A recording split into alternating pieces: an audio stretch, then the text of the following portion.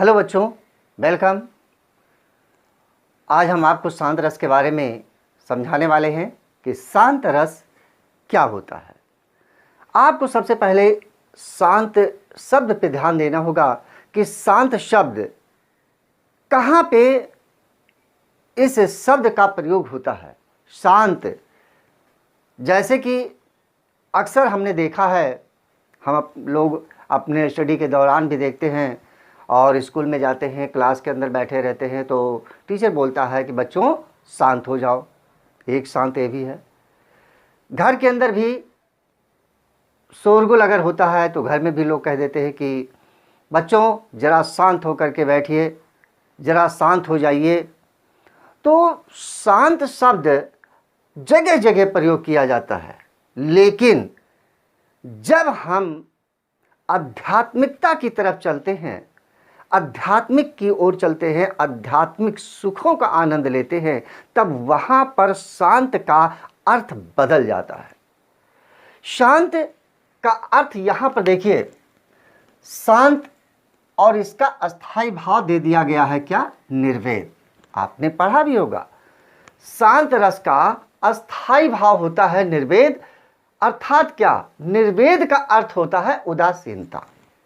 उदासीनता क्या है? अब उदासीनता, अब देखिए उदासीन का मतलब क्या हुआ कि ना तो वो निगेटिव में है ना तो पॉजिटिव में है, वो किस में है? न्यूट्रल में। जब वो न्यूट्रल हो जाता है, उदासीन हो जाता है, अर्थात क्या कि जब वह जीवन की समस्त क्रियाओं से अलग हट जाए, तब वहां पर उदासीनता आती है। अब उदासीनता, अगर हम इसको आध्यात्मिक दृष्टि से देखें कि उदासीनता क्या है, उदासीनता, तो इसको जानने से पहले हम पहले परिभाषा की तरफ चलते हैं, इसकी परिभाषा समझ लेते हैं, क्योंकि शांत रस को समझना इतना आसान नहीं है।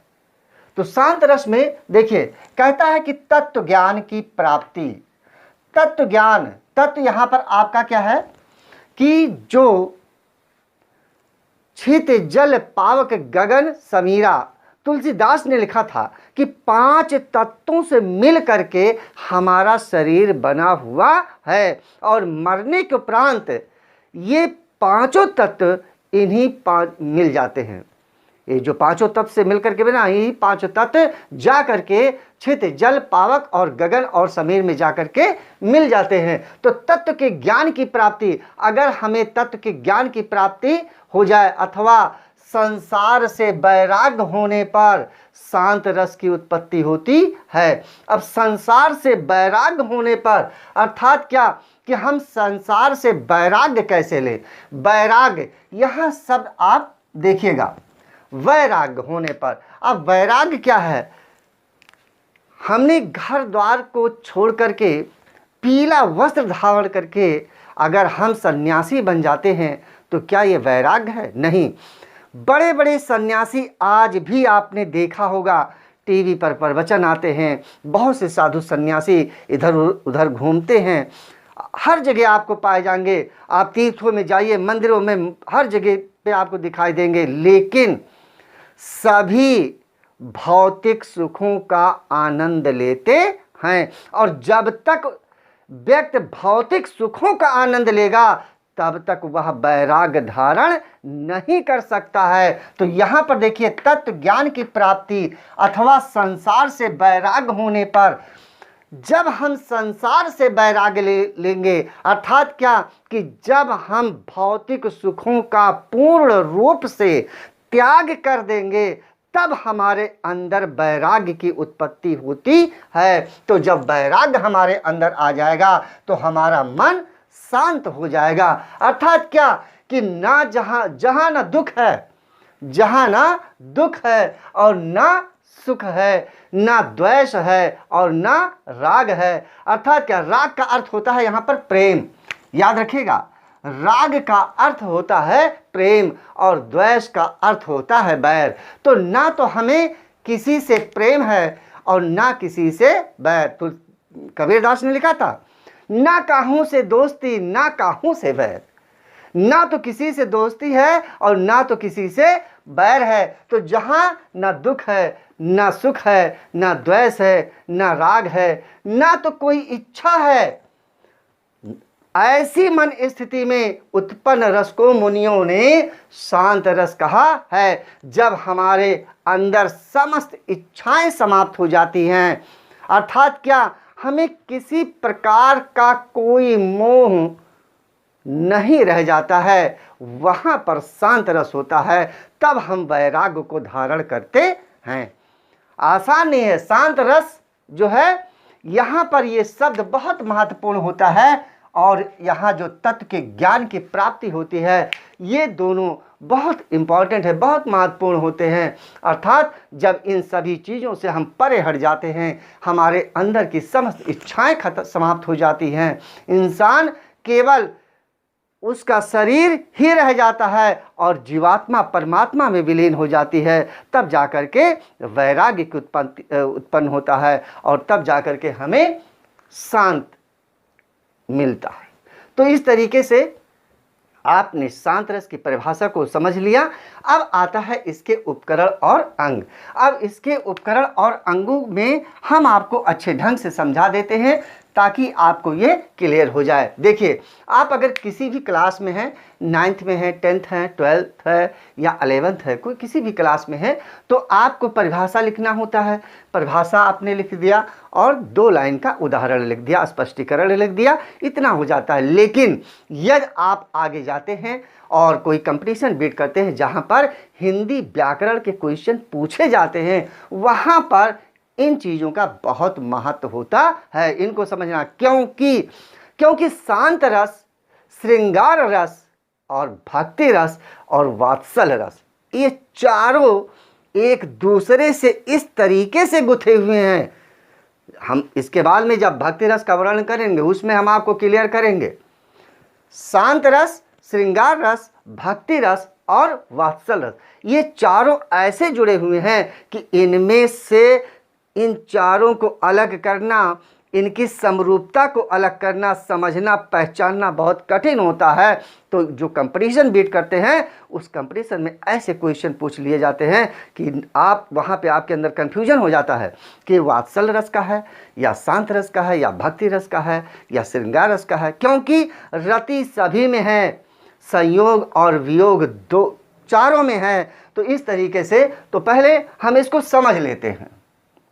देखिए, इसका उपकरण और अंग में चलते हैं। अस्थाई भाव, इसका निर्वेद, निर्वेद का अर्थ हमने बता दिया, इसका अर्थ होता है उदासीनता। अर्थात क्या, कि शांत रस का अस्थाई भाव है निर्वेद। आलंबन विभाव, आलंबन विभाव में होता है परमात्मा का चिंतन एवं संसार की क्षणभंगुरता। आलंबन हमारे अंदर, देखिए हमारे अंदर अस्थाई भाव क्या, निर्वेद, अर्थात क्या, शांत। हमें शांति जब मिल सकती है कि जब हम परमात्मा के चिंतन में लग जाते हैं। ये संसार के बारे में, इस संसार के तात्विकता के बारे में हमें ज्ञान हो जाता है कि संसार कैसा नश्वर है।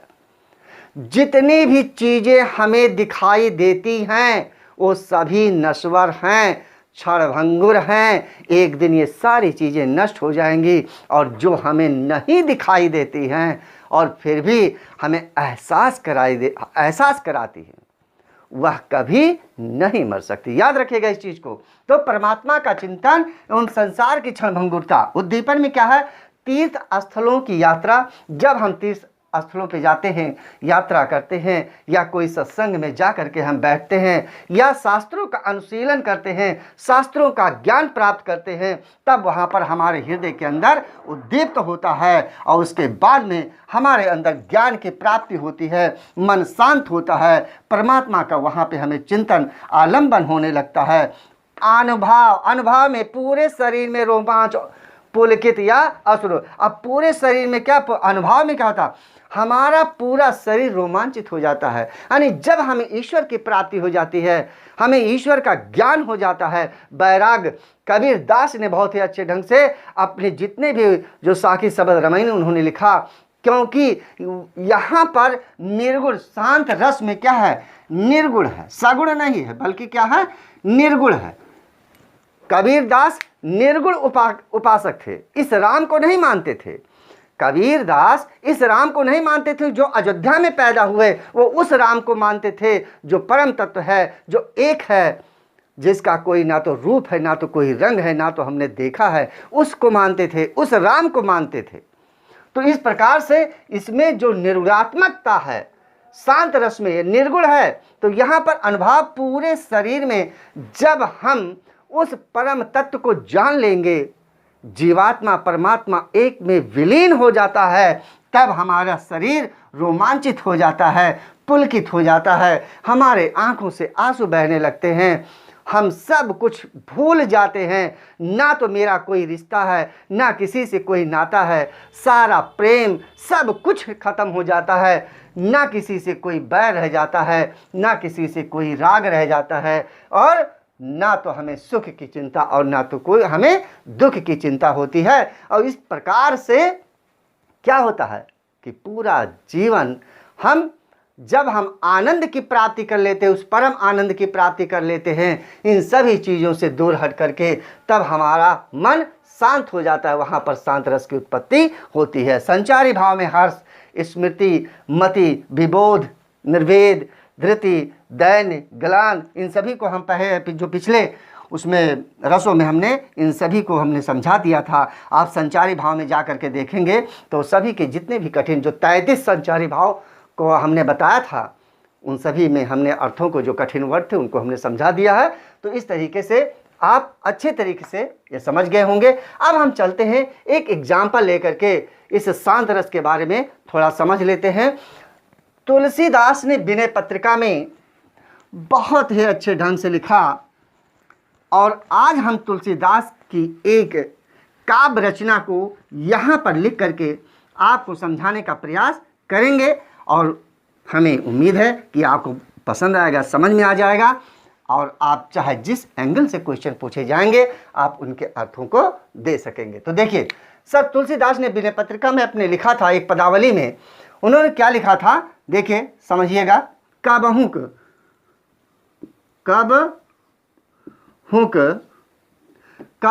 हूँ यहीं रहन रहूँगो।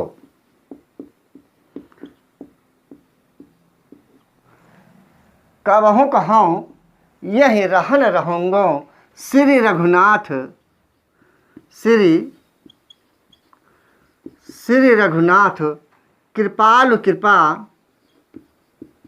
श्री रघुनाथ कृपालु कृपा, ते संत स्वभाव गहंगो। जथा लोभ संतोष सदा, जथा लोभ संतोष सदा, संतोष सदा, सो काहूँ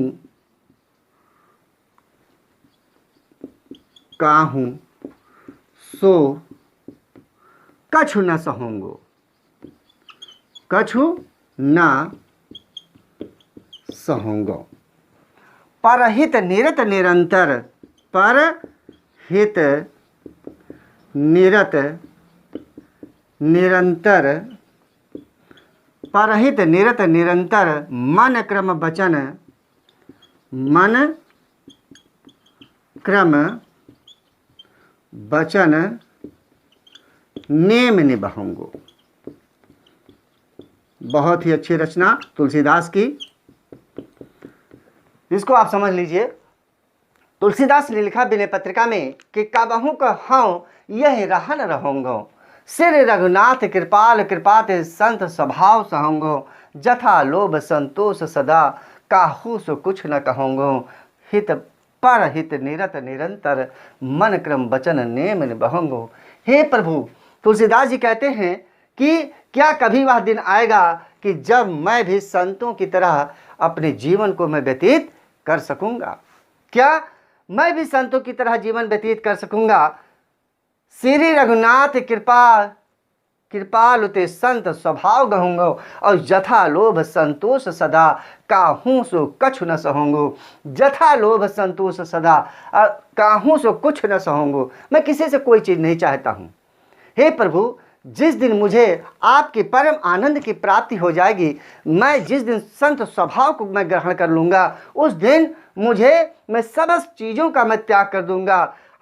अपने मन वचन और क्रम से जो भी नियम है उनको मैं सभी को मैं निभाने का प्रयास करूँगा। इस तरीके से तुलसीदास ने विनय पत्रिका में बहुत ही अच्छे ढंग से अपनी इस काव्य रचना को दिया। अब इसमें देखिए, अस्थाई भाव इसमें क्या हो जाएगा? निर्वेद हो जाएगा। संसार से पूर्ण विरक्ति, अर्थात क्या? संसार से जब पूर्ण रूप से विरक्त आप हो जाएंगे, आपका सारे रिश्ते नाते समाप्त हो जाएंगे। जो आप मोह माया के बंधन में जकड़े हुए हैं, जब ये बेड़ियां टूट करके बिखर जाएंगी, तब वहां पर आपको शांत रस की प्राप्ति होगी। तो यहाँ पर आपका स्थायी भाव हो जाएगा क्या? निर्वेद। उसके बाद में आलंबन, इसमें क्या होगा? राम की भक्ति आलंबन हो जाएगी। क्योंकि तुलसीदास ने, अब यहाँ आश्रय तुलसीदास हैं, भक्ति है किसकी? राम की। तो इसलिए राम यहाँ पर, राम की भक्ति यहाँ पर क्या हो जाएगी? आलंबन। अब उद्दीपन में, उद्दीपन क्या होगा? जब हम साधु के संपर्क में जाएंगे, साधुओं के बीच में बैठेंगे, उनके सत्संग को सुनेंगे, तो ये हो जाएगा क्या? उद्दीपन हो जाएगा। अनुभव में हमारे अंदर जो धैर्य है, धैर्य हमारे अंदर आ जाएगा। उसके साथ साथ संतोष हमारे अंदर आ जाएगा। अचिंता हो जाएगी। अचिंता अर्थात क्या? समस्त चिंताओं से हम मुक्त हो जाएंगे। और जब हम समस्त चिंताओं से मुक्त जब ही हो सकते हैं कि जब हम इस भौतिक सुखों का त्याग कर देंगे, तभी हम चिंता मुक्त हो सकते हैं। तभी हमारे अंदर संतोष उपज सकता है। संतोष, इंसान जीवन भर परेशान रहता है, जब तक जीता है। उसके शरीर से जब तक प्राण निकल नहीं जाते हैं, तब तक वह जीवन पर्यंत परेशान रहता है और सुख, भौतिक सुखों के आनंद लेते हुए अपना जीवन व्यतीत करता है। लेकिन जिस दिन उसे आध्यात्मिक सुख की प्राप्ति हो जाती है, आत्मा और जीवात्मा का मिलन हो जाता है, वहाँ उसके अंदर वैराग्य उत्पन्न होता है, समस्त चीज़ों का वो त्याग कर देता है। तो यहाँ पर अनुभव आपका हो जाएगा धैर्य, संतोष या अचिंता, कुछ भी आप कह सकते हैं। संचारी भाव में हमने आपको बताया कि संचारी भाव में हर्ष हो जाएगा, स्मृति है, विबोध है, धृति है, ग्लान है, ये सारी चीज़ें संचारी भाव में हो जाएंगे। आपको समझ में आ गया होगा। अच्छी तरीके से हमने शांत रस को बता दिया। अब देखिए, शांत रस में दो चीज़ें हैं, ध्यान रखिएगा। शांत रस में क्या रति है? क्या शांत रस में रति पाया जाता है? तो श्रृंगार रस में जिस तरीके से हमने आपको समझाया था श्रृंगार रस में, कि श्रृंगार रस के दो भेद होते हैं, संयोग और वियोग। और उस श्रृंगार रस का अस्थाई भाव होता है रति, अर्थात संयोग और वियोग, मिलना और बिछड़ना। तो दोनों यहाँ पर मिलना और बिछड़ना। तो यहाँ पे मिलना किसका है? ईश्वर का मिलन, और बिछड़ना इस संसार का त्याग। तो जब हम संसार का त्याग कर देंगे, मोह माया के बंधनों से हम छूट जाएंगे, तो ये हो जाएगा आपका क्या? वियोग में चला जाता है। संयोग में अगर जब तक हम मिले रहेंगे, इस मोह माया बंधन के जग में हम जकड़े रहेंगे, तब तक हम ये आ जाएगा किसमें? संयोग में। लेकिन यहाँ संयोग और वियोग दोनों से जब हम परे हट करके जब हम वैराग्य को धारण कर लेंगे, तब वहाँ पर हमें शांत रस का ज्ञान हो जाएगा, शांत रस हमें प्राप्त हो जाएगा। तो वहाँ पे हमारे अंदर उदासीनता, कैसी उदासीनता हो जाएगी कि हमें ना तो दुख का ज्ञान होगा, ना तो सुख का ज्ञान होगा, ना द्वेष रह जाएगा, ना राग रह जाएगा, ना कोई इच्छा रह जाएगी। इस प्रकार से हमारे अंदर शांत रस उत्पन्न हो जाएगा और हमारा जीवन इस भौतिक सुखों से कोसों दूर जाकर के आध्यात्मिक सुखों में विलीन हो जाएगा। और जब हम आध्यात्मिक महासागर में डुबकी लगाएंगे, तो क्या होगा? सारी चीज़ें, सभी समस्त चीज़ों से, सारे मोह माया के बंधनों से हम छुटकारा पा जाएंगे। तो इस तरीके से आपको ये समझ में आ गया होगा। अब यहाँ पर इसको हम समाप्त करते हैं और हम फिर अगले वीडियो में नए रस के साथ में, जो आपका 2 रस बचा हुआ है, एक आपका है भक्ति रस और दूसरा वात्सल रस, उसको हम क्लियर करेंगे। याद रखिएगा उन दोनों रसों में, जो आपका भक्ति रस है और वात्सल रस है, उन दोनों रसों में हम इस चीज को क्लियर करेंगे क्या, कि कहाँ पे रति है, कैसे संयोग और वियोग का जन्म इनमें पाया जाता है। तो श्रृंगार, शांत और आपका भक्ति और वात्सल, इन चारों रसों में जो रति है उसको हम क्लियर कर देंगे उन दोनों में। यहीं पर हम समाप्त करते हैं। जय हिंद, जय भारत।